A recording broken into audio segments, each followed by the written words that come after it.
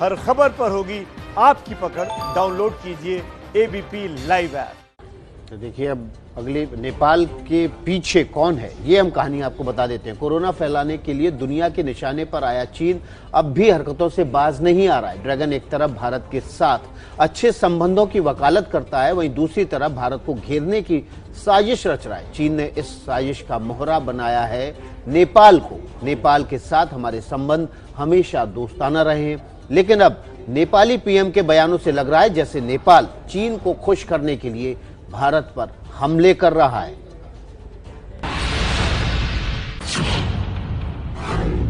दुनिया में पिटते ड्रैगन की नई चाल।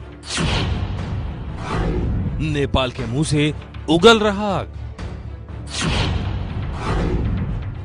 मोहरे के जरिए कर रहा वार।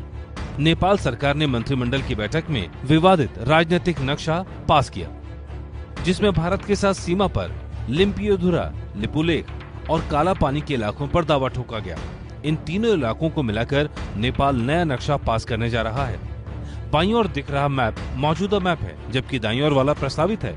दाईं तरफ वाले मैप में बिल्कुल बाईं तरफ एक नोक सी दिखाई दे रही है, जहां पर तीनों इलाके स्थित हैं, जिन पर नेपाल विवाद खड़ा कर रहा है। इस बीच इस मामले में शांति दूत के रोल में उतर आया है चीन। एक सवाल के जवाब में चीन के विदेश मंत्रालय के प्रवक्ता झाओ लिजियान ने कहा,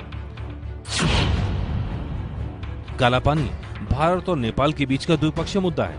उम्मीद है दोनों देश अपने मतभेदों को दोस्ताना सलाह मशवरे से सुलझा लेंगे और कोई एक तरफा कदम नहीं उठाएंगे जिससे स्थिति जटिल हो।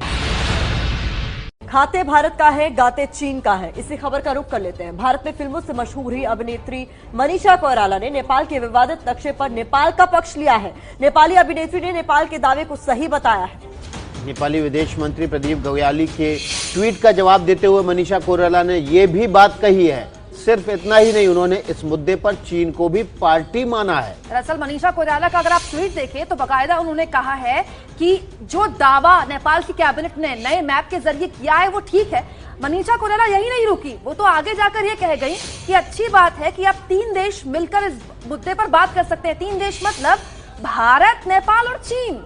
देखिए, नेपाल ने अपनी कैबिनेट में भारत के 3 इलाकों को अपने इलाके का बताया, अपना बताया और उसको लेकर एक विवादित नक्शा पास किया। उसी पर मुखर होकर अब सामने आ गई है मनीषा कोइराला, जो कि अब तक कहीं भी तस्वीर में नहीं थी, और उन्होंने इस मुद्दे पर एक विवादित बयान दे दिया। और इसलिए हम आपको खबर दिखा रहे हैं कि खाते भारत का है और गीत चीन का गाते हैं। नेपाली नागरिक रही मनीषा कोइराला, बड़ी फिल्मों में स्टार बनी, स्टारडम हासिल हुई उनको रोजगार यहाँ भारत में मिला।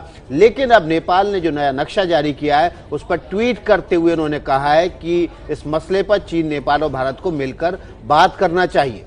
हम बता दें आपको, 90 के दशक में सौदागर फिल्म से इंडस्ट्री में उन्होंने जगह बनाई। एक वक्त में 90 के दशक में खान्स की हीरोइन कहा जाता था मनीषा कोइराला का। बेहद खूबसूरत उनकी अदा थी, उनकी फिल्में हिट होती थी। मनीषा कोइराला ने जब जो पाया है भारत से पाया है, लेकिन आज जो मनीषा कोइराला ने कहा है नेपाल के नए मैप को लेकर, वो बेहद हैरान करता है। मनीष कोइराला ने ट्वीट क्या किया है ये भी आप जान लीजिए। उन्होंने क्या मनीषा कोइराला ने ट्वीट किया, आप आपके सामने रख रहे हैं।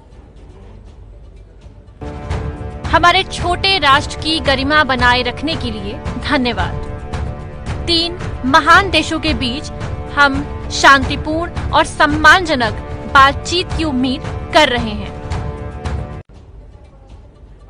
देखिए, इसलिए हम बार बार कह रहे हैं कि खाते भारत का है और गीत जो है वो चीन के गाते हैं। देखिए, मनीषा कोइराला को स्टारडम भी यहीं से मिला। मनीषा कोइराला को जो भी कुछ है आज मनीषा कोइराला दुनिया में, उनकी जो पहचान है वो भारत की फिल्म इंडस्ट्री की वजह से है। लेकिन मनीषा कोइराला का ये ट्वीट जो है वो दिल दुखाने वाला है। भारत में रहकर भारत से रोजी रोटी कमाने वाले अब ऐसे विवादास्पद नक्शे पर ट्वीट करके चीन को पार्टी बनाने की कोशिश में जुटे हुए। तो चीन के इशारे पर क्या मनीषा कोइराला कर रही हैं एक्टिंग? देखिए, पिछले कई दिनों से चीन के इशारे पर नेपाल की तरफ से जो बयान आ रहे थे वो अच्छे नहीं थे। नेपाल की तरफ से कल एक बयान दिया गया कि दरअसल जो वायरस है वो चीन की तरफ से जो आया वो अलग था, भारत की तरफ का जो वायरस था वो अलग था।